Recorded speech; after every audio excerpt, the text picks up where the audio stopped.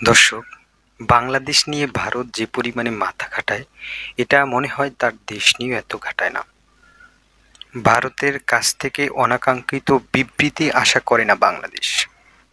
ধানমন্ডির ৩২ নম্বরে শেখ মুজিবুর রহমানের বাড়িতে ভাঙচুর ও অগ্নিসংযোগের ঘটনায় নিন্দা জানিয়ে বিবৃতি দিয়েছে ভারত।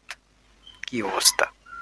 বাংলাদেশে ৩২ নম্বর ভাঙলো না ৩৩ নম্বর ভাঙলো, এটা তো বাংলাদেশের একান্ত বিষয়। এটা ভারতের মাথা খাটানোর কোনো প্রশ্নই আসে না।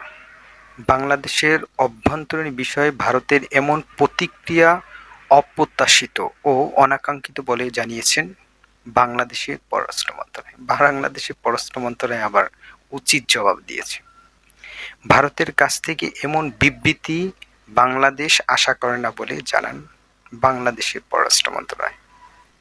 পররাষ্ট্র মন্ত্রণালয়ের মুখপাত্র মোহাম্মদ রফিকুল আলম তিনি যা বলেন, সাবেক প্রধানমন্ত্রী শেখ হাসিনা ভারতে অবস্থান করেন, বিভিন্ন সময় রাজনৈতিক বক্তব্য প্রদান করেছেন, যেটা বাংলাদেশের জনগণের ভালোভাবে নিচ্ছে না। গত ৫ই ফেব্রুয়ারি তার বক্তব্যকে কেন্দ্র করে ধানমন্ডি ৩২ নম্বর যে পরিস্থিতি তৈরি হয়েছিল, সেই বিষয়ে অন্তর্বর্তী সরকার ইতিমধ্যে অবস্থা পরিষ্কার করেছে। এ বিষয়ে ৬ ফেব্রুয়ারি ভারতের পররাষ্ট্র মন্ত্রণালয়ের একটি বক্তব্য অন্তর্বর্তী সরকারের নজরে এসেছে। এ বিষয়ে পররাষ্ট্র মুখপাত্র তিনি যা বলেন, আমরা প্রতিবেশী দেশটিতে নানা ধরনের বিরূপ পরিস্থিতি হতে দেখছি, কিন্তু বাংলাদেশ কোনো রাষ্ট্রের অভ্যন্তরীণ বিষয়ে সরকারিভাবে কোনো বক্তব্য প্রদান করে না। অন্যদের কাছ থেকেও বাংলাদেশ এই ধরনের আশা প্রকাশ করে।